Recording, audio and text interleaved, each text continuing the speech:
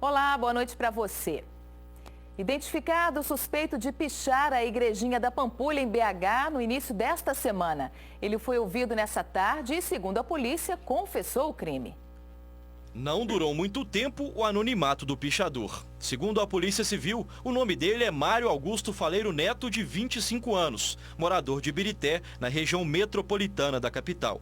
Ainda de acordo com as investigações, o crime aconteceu por volta de 1h da manhã, na madrugada de domingo para segunda. Quando ele foi interrogado por mim na unidade policial, e que foi contado a ele o fato daquele imóvel ser um patrimônio histórico, ser inclusive preservado, que é uma intenção da ONU em tombar aquele patrimônio como patrimônio da humanidade, ele se disse surpreso e que não imaginava a repercussão, que não era a intenção dele ter um fato repercutido dessa maneira, e que a intenção dele era simplesmente protestar contra as tragédias ocorridas em Mariana e na região.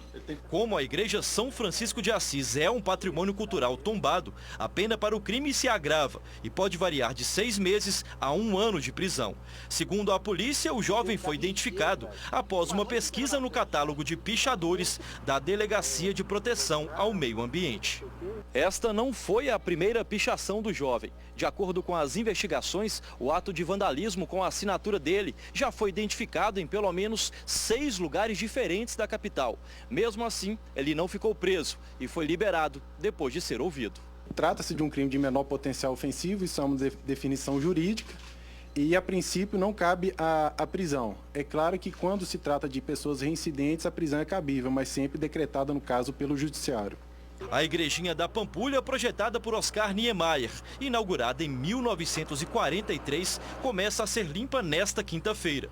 Segundo a Fundação Municipal de Cultura, o trabalho vai ser feito por um restaurador. Serão gastos cerca de R$8.000 para reparar os danos. Eu acredito que realmente a legislação é branda, principalmente nos casos de autores reincidentes, que é muito caso que é muito recorrente no caso desse delito. Começa à meia-noite a Operação Semana Santa da Polícia Rodoviária Federal. Até o fim da Páscoa, agentes vão reforçar os trechos estratégicos das estradas que cortam o estado. Serão 900 policiais com 150 bafômetros e 29 radares móveis. O batalhão da Polícia Militar Rodoviária também aumentou a fiscalização, juntamente com outros órgãos. Hoje, motoristas que passaram pela MG10 foram orientados a ter mais consciência durante as viagens. Na Operação Minas em Segurança, os fiscais do DER ficaram com a tarefa de pedir mais educação e responsabilidade nas estradas. Para colocar sempre, usar o cinto de segurança e não falar o celular na hora que está dirigindo, tá bom? Muito boa, importante. Por quê? Tem que fazer sempre, para evitar esse número de acidentes. Sempre tem que ter, Tem que ter e orientar o pessoal realmente está fazendo essas coisas. Os condutores ganharam um saquinho com lembretes básicos para que, ao volante, a prudência e a gentileza não sejam esquecidas em casa. Pilotar com segurança, não exceder limite de velocidade, respeitar as leis de trânsito, as regras básicas da boa condução. Jefferson prometeu que vai ler e ainda passar os encartes para frente. Eu vou passar para minha turma, nós somos 150 motoristas, eu tomo conta deles. Eu vou passar e instruí-los também. Policiais militares rodoviários conferiram documentos, as condições dos veículos e deram orientações. A gente orienta que eles confiram a documentação, que esteja toda em dia, respeitem as regras de trânsito, utilize o cinto de segurança, o dispositivo de retenção para crianças e também evitem ultrapassagens em local proibido. Os motoristas foram convidados a parar alguns minutinhos para assistir a filmes que alertam sobre a segurança no trânsito. Neste, um descuido com o cinto destruiu uma família. Quando eu estou transportando vários passageiros, eu penso da seguinte forma: são vidas. Elas não valem só a minha, mas também várias outras vidas. Eu tenho a vida do pai que está por detrás, da mãe, dos filhos. Então, várias vidas. Então, sem contar, não tem nem preço. Pois é, como disse o Eduardo, a vida realmente não tem preço. Pensando nisso, o Detran também realizou uma campanha de educação no trânsito aqui em Belo Horizonte. De um jeito divertido e engraçado, Tudo até parecia uma brincadeira, mas o assunto era sério, a segurança no trânsito. Motoristas e motociclistas que passaram pela Avenida Nossa Senhora do Carmo deram de cara com a blitz. Os documentos foram conferidos, mas desta vez as dicas e panfletos educativos distribuídos eram o principal objetivo. Eu acho que é uma oportunidade, de estar refletindo na prática diária. É conscientizar o cidadão da importância dos cuidados indispensáveis durante um período de grande circulação de veículos, como esse da Semana Santa. Até um kit com bafômetro descartável foi entregue aos condutores. Afinal de contas, o alerta foi junto. Bebida não combina com direção, ainda mais para quem vai pegar a estrada no feriado da Semana Santa. Voltar tranquilo, ir tranquilo, nada de pressa, de correr, bebida nem pensar, para ir voltar seguro. Eu sempre, quando viajo, me preparo um dia anterior, sempre no retorno, do mesmo jeito. Se eu imagino que vai ter muito trânsito, eu postergo a minha viagem ou antecipo ela. A ação do Detran contou com o apoio da Guarda Municipal e da Secretaria de Estado de Defesa Social. E por aqui os motoristas não foram os únicos a receber as orientações. Também tinha cartilha educativa para ciclistas e pedestres, muitos já conscientes do que devem fazer no trânsito. Eu espero o sinal fechar para eu poder passar.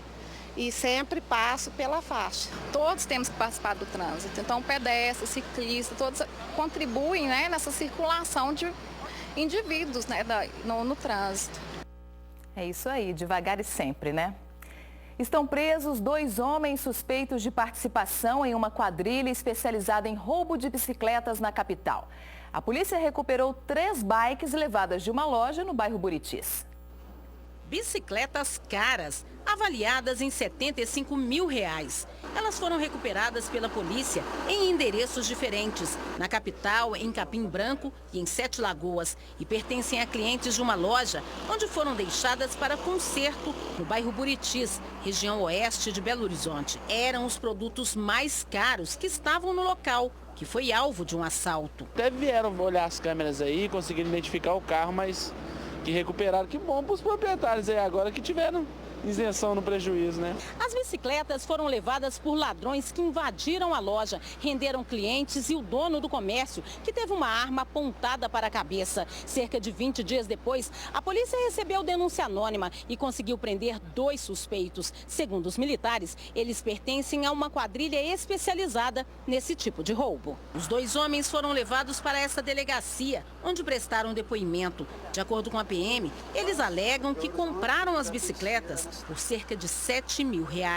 Nem 10% do valor dessas bicicletas que elas valem, mas pelo levantamento de informações que nós temos e também pelas circunstâncias, tudo nos leva a crer que nós tiramos de circulação uma quadrilha de assaltantes aí de bicicletas. Na região onde aconteceu o roubo, vizinhos reclamam da violência, que preocupa na hora de sair de casa ou de abrir o comércio. Que vira e mexe tem assalto, tem arrombamento, tem assalto à mão armada, sequestro teve aqui esses dias. Agora estamos criando a rede de vizinhos protegidos, eu acho que vai ter um retorno disso aí.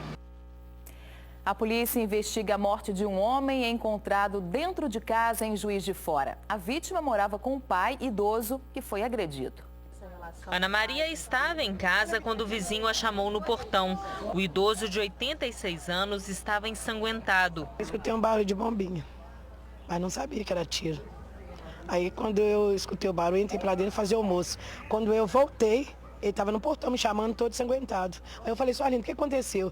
Ele falou, dona Ana, bateram no meu filho lá, ele está caído no chão e me deram uma paulada na cabeça. Aí eu fui lá para ver, mas a vizinha. As moradoras chamaram o socorro. A equipe do SAMU veio ao local. Eles encontraram dentro de casa o idoso de 86 anos ferido. O filho dele, de 54, já estava morto. Marcos Suel Guimarães estava com ferimentos na cabeça e no peito. Segundo os vizinhos, o pai da vítima tem Alzheimer. Ele apareceu na segunda-feira com dinheiro no bolso e várias pessoas teriam ficado sabendo que a família guardava cerca de R$2 mil em casa. O irmão da vítima foi ao local. A polícia militar trabalha com a hipótese de roubo seguido de morte. E entraram 2 homens pelos fundos do imóvel e renderam os 2. Parece que eles estavam armados com um pedaço de marreta, de madeira, e um com arma de fogo.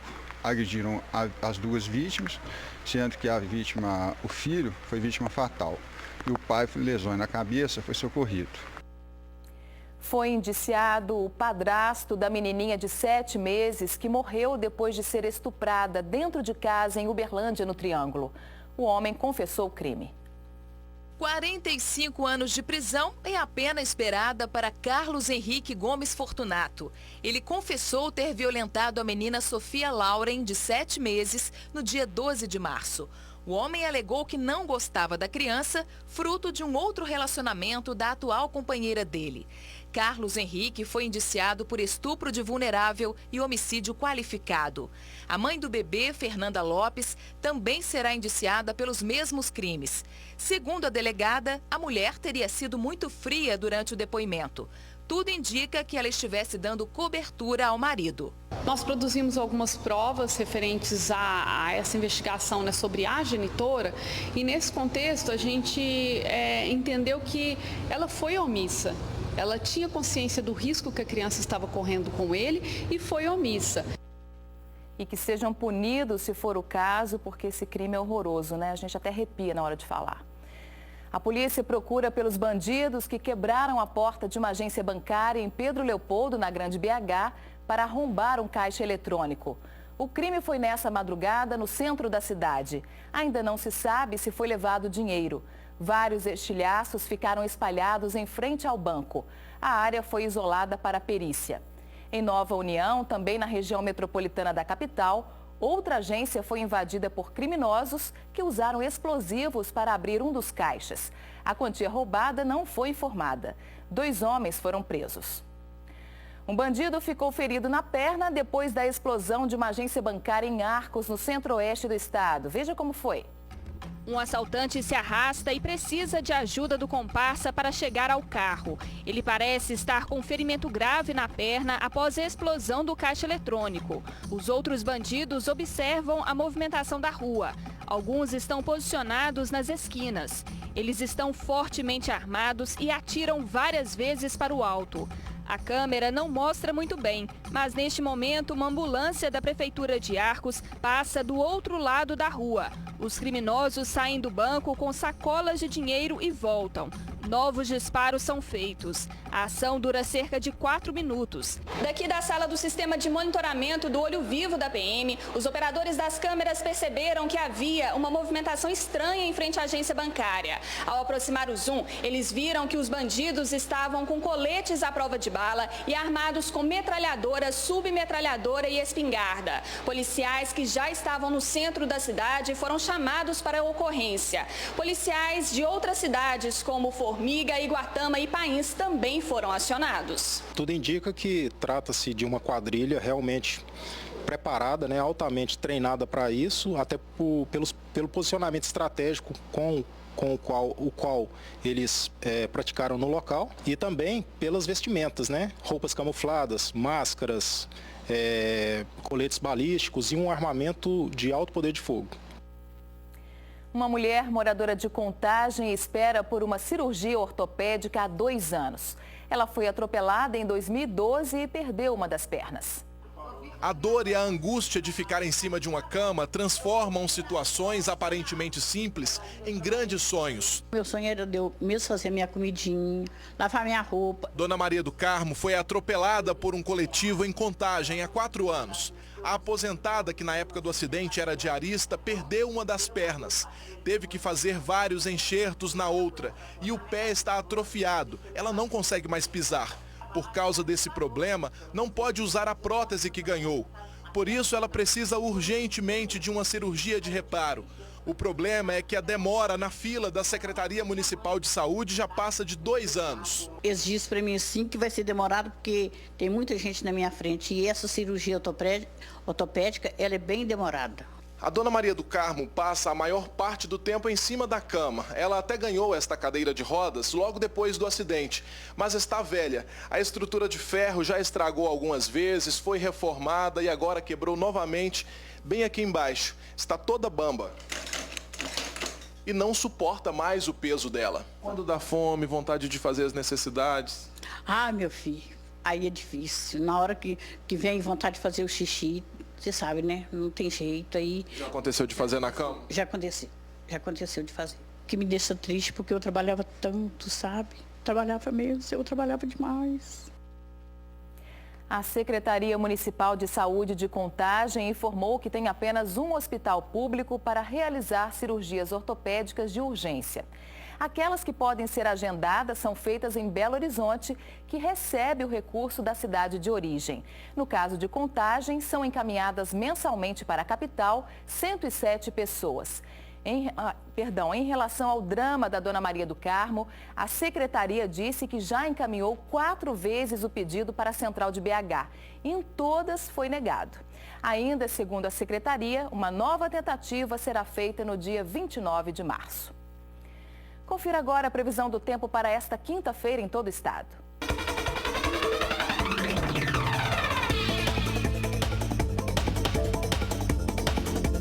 Tempo instável em Minas. O céu fica nublado a parcialmente nublado e podem ocorrer pancadas de chuva em todas as regiões.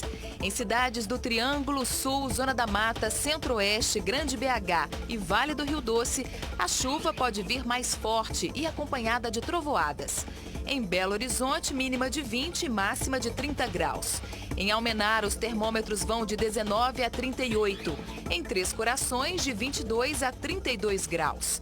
A temperatura oscila entre 21 e 33 em Mantena. E em Poços de Caldas, mínima de 18 e máxima de 26 graus.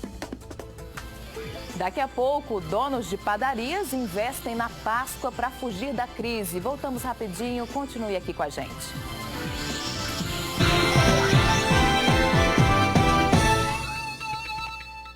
Todo mundo sabe que a crise afetou vários setores, inclusive o da panificação. Aqui em Minas, a expectativa é de que 30% das padarias fechem as portas até o fim do ano. Um bom momento para recuperar as perdas é a Páscoa.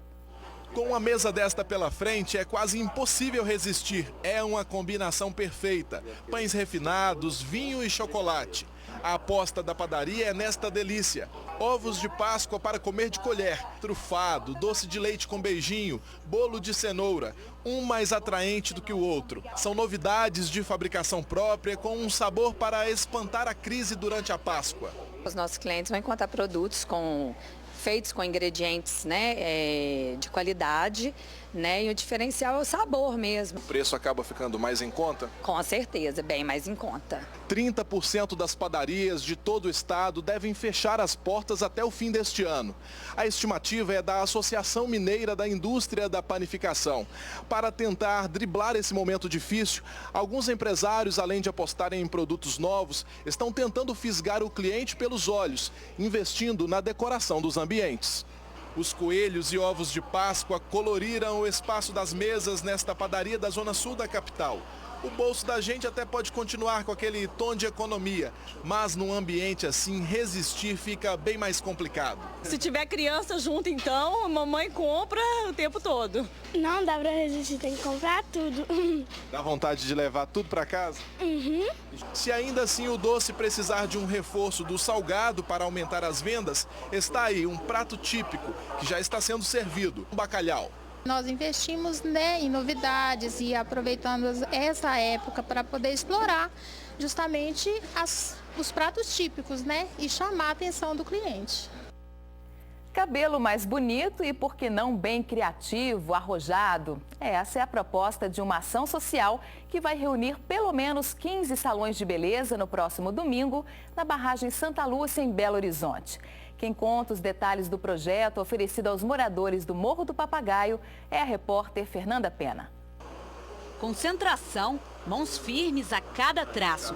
São muitos os detalhes pedidos pelos clientes. Aí eu pedi um corte degradê com um desenho da Pena fazendo a pigmentação bacana, gostei muito. Eu pedi ele para fazer um corte disfarçado com desenho porque Todo mundo está cortando disfarçado hoje em dia, né? Os cortes com desenhos estão em alta por aqui. Eu acho muito interessante porque foge, né, do normal, do social que você sempre vê igual antigamente. Eu acho muito bonito, eu acho muito interessante, a ideia é bacana. A procura pelo estilo nesse salão no aglomerado Santa Lúcia, zona sul da capital, é grande. Tanto que há 3 meses os sócios resolveram abrir 2 dias na semana para ensinar o ofício. Pedro, que está desempregado, veio aprender. Procurei fazer o curso para aperfeiçoar e futuramente abrir um salão para mim. Irã gostou tanto que decidiu mudar de profissão. É sensacional, é apaixonante. Uma que é uma arte, né? E 2 que o custo-benefício é ótimo. Cada corte custa em média R$15. Mas como vive no morro, onde muita gente não tem como pagar por ele, a turma teve uma ideia. Reunir parceiros, cabeleireiros e barbeiros da região para uma ação social no próximo domingo. A gente tirar um pouco do tempo da gente como profissional para estar levando o bem para as pessoas, né? E a gente se disponibilizou para estar atendendo de graça. É uma ação totalmente social mesmo. Serão 4 horas de cortes e desenhos de graça na barragem Santa Lúcia para a comunidade. Mas quem quiser fazer uma boa ação de Páscoa também pode participar. Eu queria convidar você que está na sua casa para você vir participar também. Se você é um profissional, também venha. Se você tem um ovo de Páscoa aí também sobrando, traga para a gente. Porque tem gente aqui que vai receber com muito carinho. Legal demais. Lembrando, então, que a ação vai ser no próximo domingo, dia 27, na barragem Santa Lúcia. O evento começa às 9 da manhã e vai até a 1 da tarde na rua ao lado da quadra. A edição de hoje termina aqui, mas você pode me acompanhar no Twitter e no Instagram. Meus perfis estão aí na sua tela. Eu volto amanhã, às 1h20 da tarde, no Jornal da Alterosa, primeira edição. Obrigada pela companhia. Boa noite para você. Tchau.